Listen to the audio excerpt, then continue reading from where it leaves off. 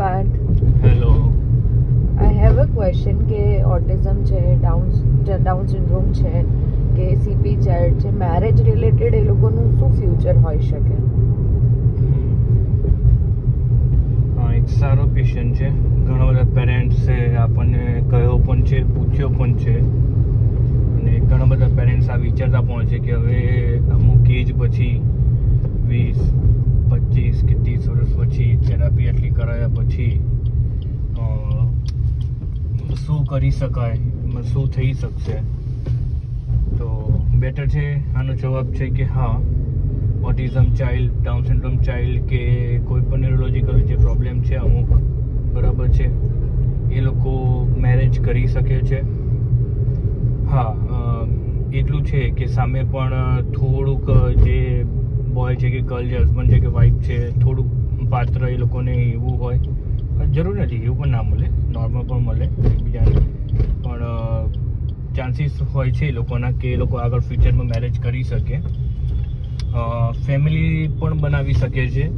જ્યારે તે લોકો એમના ચાઇલ્ડનો પ્લાન કરતા હોય, બેબીનો, બરાબર છે, તો હા, એ ડાઉન સિન્ડ્રોમ, ઓટિઝમમાં ચાન્સીસ વધી જાય છે એ લોકોને, કે જેના મધર ફાધર ડાઉન સિન્ડ્રોમ હોય કે ઓટિઝમ હોય કે કોઈ પણ ન્યુરોલોજીકલ પ્રોબ્લેમવાળા હોય, તો ચાન્સીસ વધી જાય છે. જેનેટિકલ પ્રોબ્લેમવાળા હોય, જેનેટિકલ પ્રોબ્લેમવાળા ચાન્સીસ વધી જાય છે કે એમનું ચાઇલ્ડ પણ ઓટિઝમ આવી શકે, યા ડાઉન સિન્ડ્રોમ આવી શકે, કે XYZ કોઈ પણ પ્રોબ્લેમવાળું આવી શકે. એવું જરૂરી પણ નથી. રિસર્ચ પ્રમાણે કેવું છે કે 30 થી 50% બતાવે છે કે ચાન્સીસ છે કે એ લોકોને ચાઇલ્ડ પણ એ જ આવે, બાકી નોર્મલ પણ આવી શકે છે.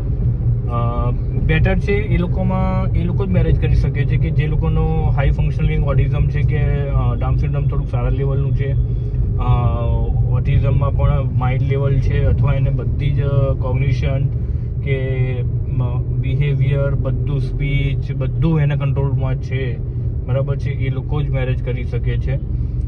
મેરેજ રેશિયો પ્રમાણે બહુ ઓછા ચાન્સ હોય છે અમુક વાર કે મેરેજ કરતા હોય છે, અને પણ વાંધો નથી આવતો, કરી શકતા હોય છે.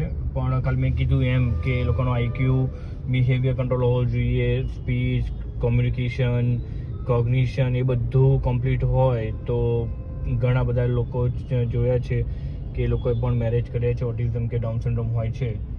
તો હા, કે એ લોકો પણ મેરેજ કરી શકે છે. Thank you.